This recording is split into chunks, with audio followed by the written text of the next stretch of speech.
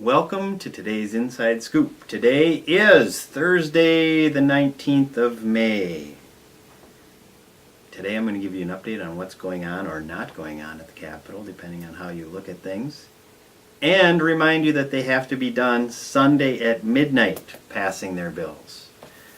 Which means that Monday is mostly just retirement speeches and pro forma stuff. They will be done Sunday at midnight, passing things. So what's going on? Well, there have been a lot of conversations about transportation lately. The big hang-up right now, at least what they're saying publicly, is the mass transit portion or the Southwest Rail portion of the transportation. They're still trying to hone in on numbers, and they're still trying to figure out if they want to include mass transit Southwest Rail in there. If they don't include it, they lose somewhere in the neighborhood of $800 million of federal money to help the planning and development.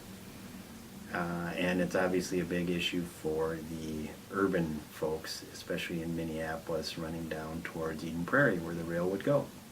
Taxes, another issue they're trying to debate and figure out. How much money should they do in tax relief, and to whom should the tax relief go? Bonding, another of the big pieces they're still trying to put together.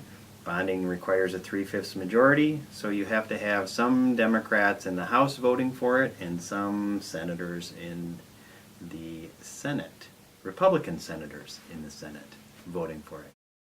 And then lastly, but certainly not least, supplemental financing. Once they're done with all those other pieces, how much money is left to be spent on some financing proposals. Yesterday, the governor put out some issues that he would like to see priorities for supplemental finance, which include $124 million for Anoka, St. Peter, corrections, and then there's some medical school stuff in there as well. How those things go together, I'm not sure.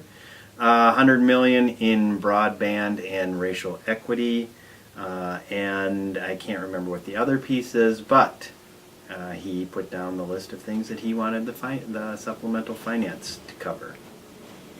So what's left for us? We have micro-simulation money in the supplemental finance bill. We have the nursing home moratorium money in the supplemental finance bill. We have the 5% that is still pending, although it is on life support. Let me tell you, we are trying desperately, but it's a big number and nobody seems to want to put money towards it. And then other issues. Yesterday, for example, we spent significant hours talking about what is affectionately referred to as granny cams, as well as survivorship, left over from the last 4 years, I believe. The granny cam bill did end up going on the Department of Health Senate Policy Committee bill that Kathy Sharon is the chief author of. It will come back to the House, where Nick Zerwas is the chief author in the House. It will have to go to conference committee to resolve the issues between the two. So, this weekend, I will be spending the weekend at the Capitol with all of my lobbyist friends and legislators trying to sort out primarily those four big pieces: transportation, taxes, bonding, and supplemental finance. And we will get it done by Sunday at midnight. And that is today's Inside Scoop.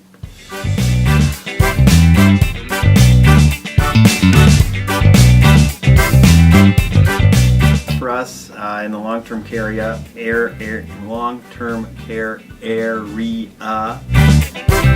you might have to fix that one. Open my eyes. Everything is well thought out and prepared, right? Absolutely well thought out and prepared. Today's Inside Scoop is. Can you believe that? I've got a bridge in Florida for you. Or no, it's a bridge in New York, swampland in Florida.